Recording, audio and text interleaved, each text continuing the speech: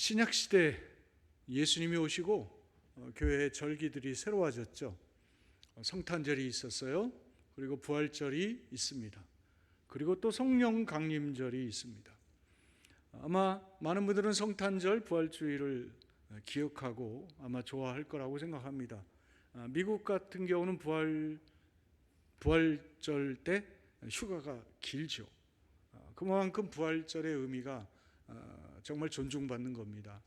그러나 목회하는 제 입장에서는 성탄절도 중요하고 부활절도 중요하지만 성령 강림절이 참 중요하다고 생각합니다. 이유는 성령이 오심으로 선교의 역사가 시작됐기 때문입니다. 성령 강림하심으로 교회가 시작되어 이 교회를 통해서 하나님의 회복하고자 하는 라스트 라운드가 시작된 겁니다.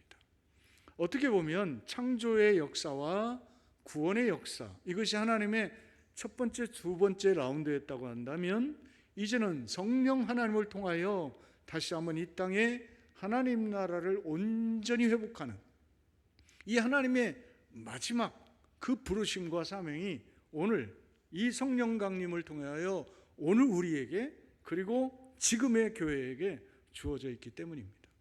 그런 의미에서 보면 우리가 성령 강림주의를 통해서 다시 한번 우리에게 성령 하나님이 얼마나 중요하고 성령 충만함을 받는 것이 오늘 우리에게 얼마나 소중한 일인지를 다시 한번 깨닫고 이해하는 저와 여러분 될 수 있기를 주님의 이름으로 축원드리겠습니다. 실제로 여러분 에베소서 오늘 5장 말씀에 보면 너희는 빛의 자녀라고 이야기해요. 너희는 더 이상 어둠의 자녀가 아니라 빛의 자녀다. 그러면서 빛의 열매를 맺어라. 빛의 열매는 모든 착함과 의로움과 진실함에 있다. 어떻게 보면 우리가 지금까지는 어두움의 자녀였지만 너희가 예수 안에서 너희는 이제 빛이 되었고 이제는 빛의 자녀가 되었으니 그에 합당한 열매를 맺으며 살라는 것입니다. 그러면서 우리에게 이어지는 말씀들이 있습니다. 이제는 열매 없는 어두움의 일에 참여하지 말라는 것입니다. 때가 악하기 때문에 이제 지혜를 가지라고 합니다. 그러면서 우리에게 말하는 겁니다. 정말 너희가 하나님의 지혜로 정말 하나님이 주시는 빛의 열매를 거두는 그런 생명의 삶, 하나님의 새로운 비전과 가치관을 가지고 사는 선교적인 백성으로 살기 원한다면 너는 이제 달라져야 된다는 것이죠.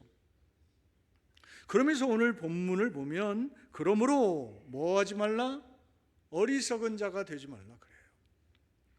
어리석은 자가 된다는 것은 여러분이 너무 잘 아는 이야기죠. 근데 이 말의 의미는 무엇입니까? 그 다음 말씀을 보면 우리가 이해할 수 있죠. 오직 주의 뜻이 무엇인지 어떻게 해요? 이해하라 그랬어요. 어리석은 자는 뭐예요? 주의 뜻을 모르는 자예요. 주의 뜻을 듣고도 깨닫지 못하는 자예요. 그러나 오늘 지혜로운 자는 어떤 자입니까? 하나님의 뜻이 무엇인지, 하나님의 의도가 무엇인지, 하나님이 우리에게 원하는 그 마음이 무엇인지를 이해하는 거예요. 불효자는 음이다라고 하죠. 왜요? 살아있을 때 어머니 아버지의 마음을 이해 못했어요. 내 멋대로 살았어요. 내 생각대로 살았어요. 그런데 돌아가시고 나서 이제는 정말 효도하고 싶은데 없는 거예요. 그래서 우는 거예요. 여러분 다시 생각해 보시기 바랍니다. 하나님의 뜻은 우리가 죽어서 이해하는 것이 아니고 우리가 살아있을 때 하나님이 우리에게 시간 주시고 물질 주시고 인생의 기회를 주셨을 때 깨달아야 하나님의 뜻이 우리를 통해서 역사할 수 있는 거예요. 따라서 여러분의 인생이 의미 있고 가치 있어지려면 다른 어떤 것도 중요하지만 무엇보다도 중요한 것은 하나님의 뜻이 이해되어야 돼요. 하나님이 나에게 원하는 뜻이 무엇인가? 우리의 가정을 통해서 하나님이 원하는 뜻이 무엇인가? 하나님이 왜 나에게 이런 직장을 갖게 하셨고 내가 왜 이런 사역을 해야 되고 내가 왜 이런 봉사를 해야 되고 내가 왜 이러한 가치관을 가지고 살아야 되는가? 도대체 하나님이 이것을 통해서 뭘 원하시지? 하나님의 계획, 하나님의 마스터 플랜, 나를 통해서 이루고자 하는 하나님의 그 깊은 마음을 우리가 이해할 때 우리를 통해서 하나님의 역사는 강하게 일어날 수가 있는 거예요. 오늘 어떤 교회가 하나님께 쓰임받을까요? 하나님의 이 뜻을 붙잡는 교회, 그리고 이 하나님의 뜻을 추구하는 교회, 이 하나님의 뜻을 이루기 위해서 헌신하는 교회가 쓰임받는 거예요. 다시 기억하시기 바랍니다. 뜻을 아는 게 아니에요. 아는 것은 머리에 남아요. 이해하고 그 이해된 것이 결국 깨달아지면 삶이 움직이게 돼 있어요. 삶이 역동하게 돼 있어요. 만약에 아는 정도에 있으면 돈은 은행에 쌓이지만 하나님의 뜻을 이해하면 돈은 하나님이 필요한 곳에 흘러가게 돼 있어요. 우리 인생이 그렇다는 거예요. 결국 우리는 하나님을 믿는다고 하고 하나님의 말씀을 안다고 하면서도 우리는 여전히 어떤 삶을 살아요? 제자가 아니라 죄자의 삶을 사는 거예요. 죄인의 삶을 사는 거예요. 여전히 하나님이 우리에게 주신 은혜에 부응하는, 십자가에 못 박혀 죽으신 정말 마지막 피 한 방울까지도 남기지 않고 쏟아주신 주님을 따라가는 제자가 아니고 여전히 내 욕심, 내 욕망, 내 야망, 내 꿈, 부모가 나에게 주지 못했던, 충분하지 못했던 그것을 채우기 위해서 집 사고 차 사고 세상에 필요한 것들은 사면서도 하나님이 원하시는 그 뜻은 이루지 못하는 거예요. 얼마나 이게 안타까운 일인지 몰라요. 우리의 인생이 적어도 부모님에게 태어나서 좋은 일도 많았지만 한계가 지어집니다. 부모님으로부터 물려받은 우리의 삶의 스타일이 있어요. 라이프 스타일. 그 라이프 스타일만이 아닙니다. 돈에 대한 개념, 경제 개념도요, 실제로 부모에게서 물려왔습니다. 그런데 문제는 그거는 어렸을 때 이야기예요. 그러나 내가 예수님 만나고 성인이 되었으면 나는 나의 삶을 살아야 되거든요. 나를 통해서 하나님이 원하시는 바를 이룰 수 있어야 되거든요. 그러면 나는 새로운 개척자가 돼야 돼요. 그게 성인이죠. 성숙한 사람이죠. 믿음 안에서도 그렇다는 거죠. 그러면 나는요, 내 삶은요, 결국 자녀들에게 흘러가는 거거든요. 그런데 한번 생각해 보세요. 우리의 자녀 부모님이 나에게 준 게 제로 베이스였다고 한다면 적어도 나는 10이라도 깔아줘야 되지 않겠어요? 20이라도 깔아줘야 되지 않겠어요? 하나님이 원하시는 그 기준, 하나님이 원하시는 그 방향으로 우리가 뭔가 자녀들에게 신앙에 조금이라도 진전이 있도록 부모가 도움이 되어야 되지 않겠어요? 오늘 그러기 위해서 오늘 우리에게 필요한 것은 성경 공부도 필요하고 기도하는 일도 필요하지만 무엇보다도 중요한 것은 그 출발점이 성령 충만함을 받는 거라는 거예요. 여러분, 충만함이라고 하는 것은 제가 계속 이야기했죠. 플레트, 헬라어에서 쓰는 이 단어의 의미가 질적인 것이든 양적인 것이든 채워지는 거예요. 어떻게 채워지는 거죠? 넘치도록 채워지는 거예요. 이 말을 다른 말로 말하면 뭐예요? 온전함이에요. 그래서 풀 가스펠이라고 하는 용어를 썼어요. 이 풀이라고 하는 것이 넘친다라는 말도 있지만 온전하다라는 말이 있어요. 그래서 요한 웨슬레는 이것을 온전함으로 풀어갑니다. 그래서 퍼펙션이라는 그 교리가 나오죠. 여러분 다시 한번 생각해야 돼요. 오늘 우리가 성령이 충만하다고 하는 것은 내 요망, 내 야망, 내 욕망이 아니라 하나님의 뜻에 지배를 받는 상태, 하나님이 나를 온전히 다스리는 상태. 이제는 뭐예요? 내 뜻은 마옵시고 아버지의 뜻대로 되기를 원합니다라고 하는 그 주님의 그 상태가 우리에게 이루어지는 거예요. 오늘 우리가 다시 한번 성령 강림절을 통해서 우리가 하나님의 온전한 다스림, 성령 충만함을 받는 저와 여러분 되기를 주님의 이름으로 축원드리겠습니다.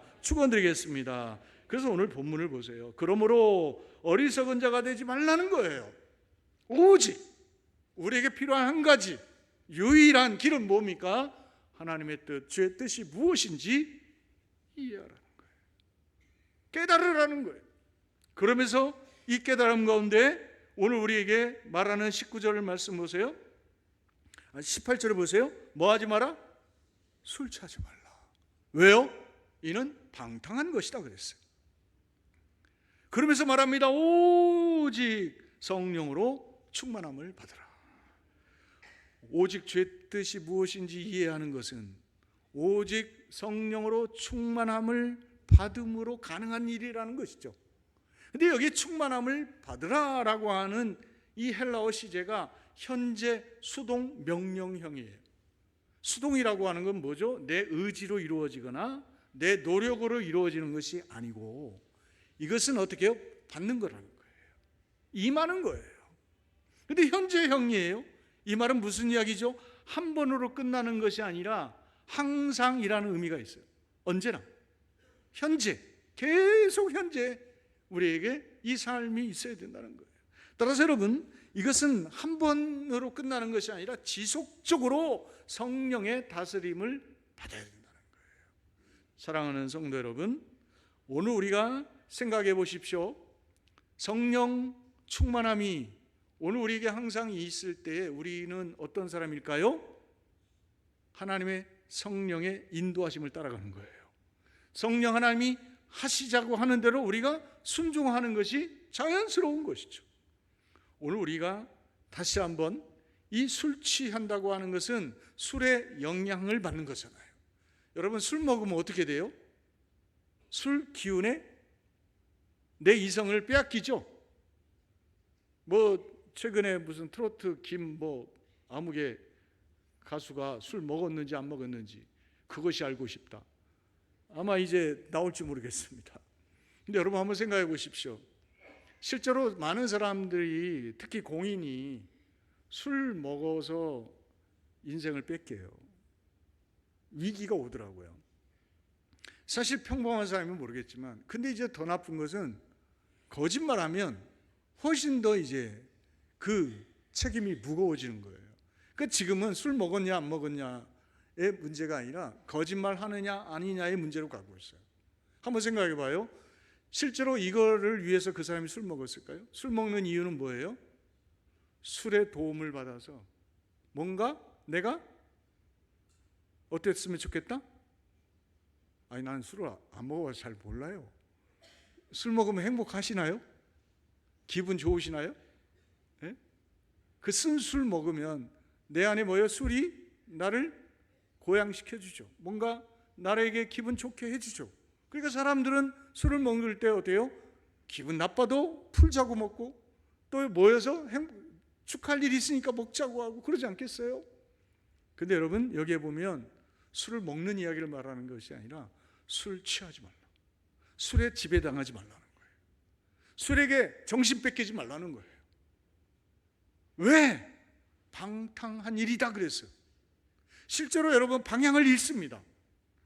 술 먹고 사고가 일어납니다. 술 자체보다도 술로 인한 제2차 가해가 얼마나 심각한지 모릅니다. 유명한 한국의 탤런트였던 그 여자, 항상 우리에게 밝은 웃음을 주던 그 여자 탤런트도 자녀가 둘인데 어떻게 자살하죠? 한번 생각해 보세요. 맨정신이면 그게 가능할까요?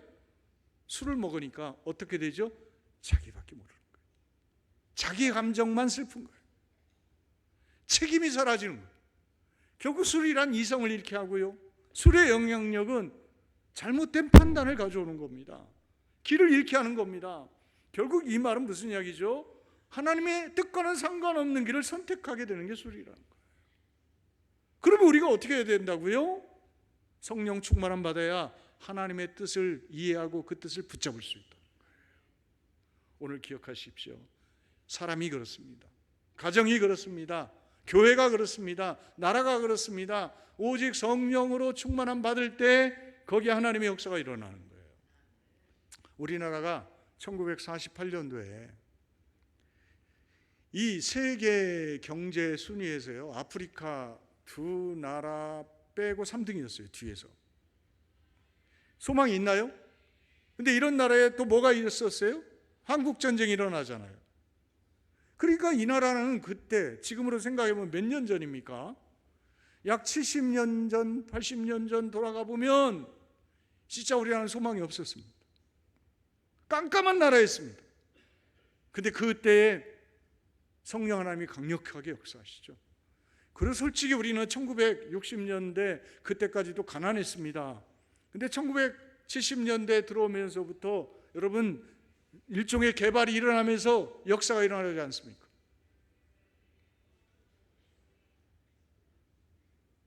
좀 도와주세요, 누군지. 여러분 그때 어떤 일이 일어납니까? 하나님의 강력한 성령 운동과 함께 교회가 부흥하면서 어떤 일이 일어납니까? 경제가 살아나고 이 나라가 지금 세계 7위 8위 국가가 되지 않아요? 다시 기억하시기 바랍니다. 성령 충만함은 우리를 바뀔 뿐만 아니라 바뀐 사람을 통해서 세상을 바꾸시는 거예요. 따라서 여러분 가장 빠른 길은 성령 충만함을 통하여 하나님의 뜻을 이해하는 거예요. 따라서 여러분 우리가 다른 어떤 길이 아니라 정말 성령 하나님 앞에 바로 서서 그 충만함을 받는 그 소원을 갖는 저와 여러분 되기를 주님의 이름으로 축원드리겠습니다. 두 번째 20절 말씀을 보세요. 범사에 우리 주 예수 그리스도의 이름으로 항상 아버지 하나님께 뭐 하라고요? 감사하라 그랬어요. 여러분 성령 충만함 받으면 19절을 보세요. 시와 찬송과 신령한 노래들로 서로 화답하며 너의 마음으로 주께 노래하며 찬송하며 그랬어요. 성령이 충만하니까 일어난 일들이 뭐예요? 내 안에 영이 새로워져요. 여러분 시인은 아무나 하는 게 아니죠. 실제로 시인은요 경제관념이 별로 없어요. 그래서 시인은 남편을 잘 만나야 돼. 실제로 제가 아는 시인들 보면 좀 바보 같아요. 사기당하기 딱 좋아요. 순수해요 진짜. 의심하지 않고 그대로 믿어요. 말하는 대로. 정말 금방 눈물에서 막 눈이 쏟아진다니까요. 근데 여러분 시인이 된다고 하는 것은 그만큼 때묻지 않는 거거든요. 나이를 먹어도 정말 어떻게 보면 너무 순수하게 세상들을 바라보는 거거든요. 풀 한 포기에서도 시상을 빼앗기지 않아요. 비 한 방울 떨어지는 그 물방울에서도요 깊은 생각이 나와요. 그건 왜 그래요? 영혼이 깨끗하니까, 마음이 깨끗하니까, 생각이 깨끗하니까 나올 수 있는 거거든요. 다시 여러분 기억하십시오. 오늘 성령이 충만하면 내 영이 회복돼요. 내 마음이 회복돼요. 그러니까 내 찬양이 회복돼요. 우리의 예배가 회복되는 거예요. 다시 한번 하나님과 우리의 관계가 회복되는 거예요. 그러면서 어떤 일이 일어납니까? 범사에 감사하게 되는 거예요. 항상 감사할 수 있게 되는 거예요. 상황을 따라서 감사하는 게 아니에요. 누구로? 예수 그리스도의 이름으로 우리가 감사하게 된다는 거예요. 따라서 성령이 충만하면 우리에게 변화의 역사를 주는데 하나가 무엇입니까? 하나님과의 관계 회복이에요. 두 번째는요, 세상을 향한 나의 삶의 태도가 바뀌어요. 어떻게 해요? 감사한다는 거예요. 만약에 내가 감사를 잃어버리고 있다고 한다면 무엇이죠? 내 안에 하나님의 은혜가 희미해지는 거예요. 다른 말로 말하면 성령 충만하지 않다는 거예요. 성령이 덜 충만하거나 김 빠졌다는 거예요. 다시 여러분 우리가 성령 충만함으로 감사가 충만한 저와 여러분 될 수 있기를 주님의 이름으로 축원드리겠습니다. 축원드리겠습니다. 에머스라고 하는 사람이 이 감사과학이라는 책을 썼어요. 그는 생리학 검사를 통해서 감사는 스트레스 완화제다라는 결론을 내요. 실제로 그가 감사 일기를 쓰게 했더니 그 일기를 쓴 사람의 4분의 3의 행복지수와 열정지수가 상승하더라는 거예요. 그래서 이거를 과학적으로 분석을 해봤대요. 그랬더니 뇌에 감사할 때 화학적인 구조가 바뀌더라는 거예요. 호르몬이 변화하더라는 거예요. 신경 전달 물질들이 변하더라는 거예요. 그래서 자세히 보니까 뇌 좌측에 있는 전전두 피질이 활성화되더라는 거예요. 그러면서 스트레스를 완화시키는 그런 어떤 그 기제들이 일어나더라는 거예요. 여러분 기억하십시오. 단지 우리는 감사함으로 내 기분이 좋아지는 것이 아니라 과학적으로도 분석해 보니까 실제로 감사가 주는 과학적인 효험, 능력들이 증명되더라는 거예요. 오늘 다시 기억하십시오. 우리가 항상 감사할 수 있는 것은 내 힘으로 되지 않습니다. 어떻게 항상 감사합니까? 왜요? 좋은 날이 있고 안 좋은 날이 있는데 어떻게 항상 감사할 수 있어요? 불가능합니다. 그래서 오늘 성경에 말하는 겁니다. 누구의 이름으로? 주 예수의 이름으로. 어떻게 하라고요? 항상 범사에 감사하라는 거예요. 이 말을 정리하면 무슨 뜻입니까? 예수님을 생각하면 감사하지 못할 일이 없다는 거예요. 예수님이 나를 위하여 십자가에 죽어주신 그 은혜와 사랑을 기억하면 힘들고 어려운 일을 겪었지만 지금 그것을 겪고 내가 가슴 아프지만 예수님이 당한 그 억울함, 예수님이 그 억울함 당하면서 나를 위해서 주신 그 사랑을 생각합니다. 우리가 어떻게 해요? 힘을 얻을 수 있다는 거예요. 따라서 여러분, 좋아서 하는 감사도 있지만 나빠서 하는 감사도 있어요. 그거는 무엇으로 하는 것이죠? 믿음으로 하는 감사예요.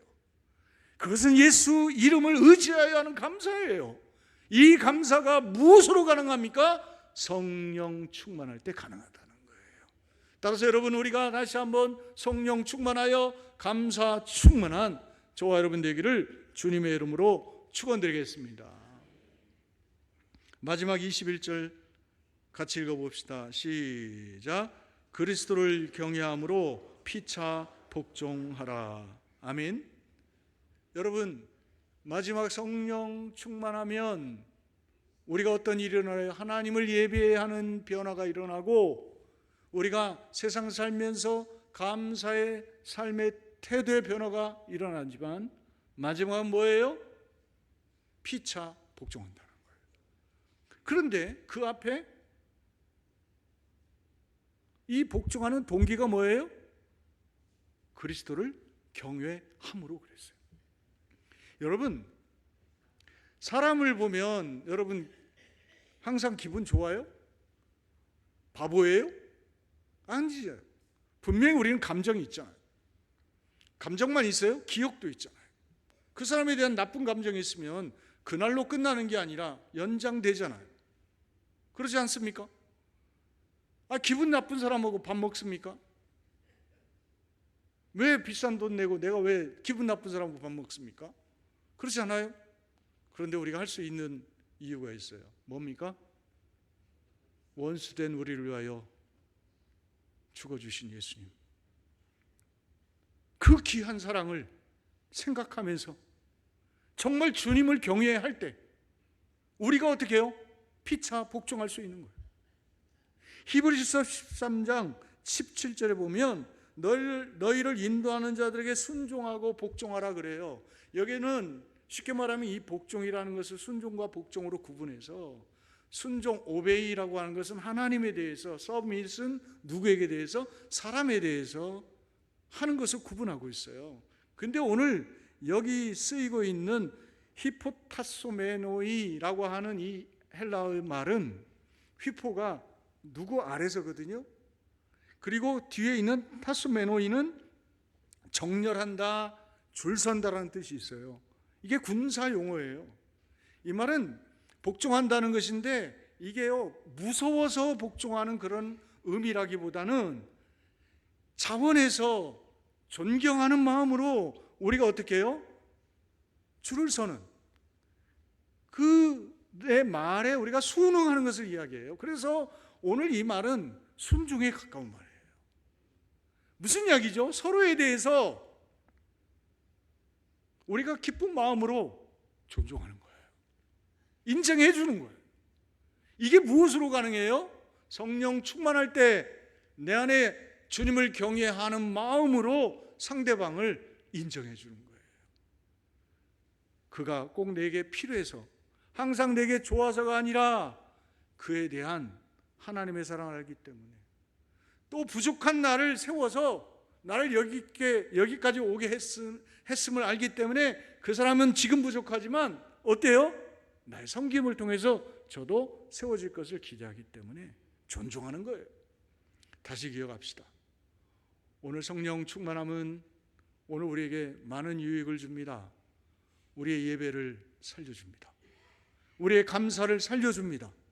그리고 우리의 관계를 살려줍니다.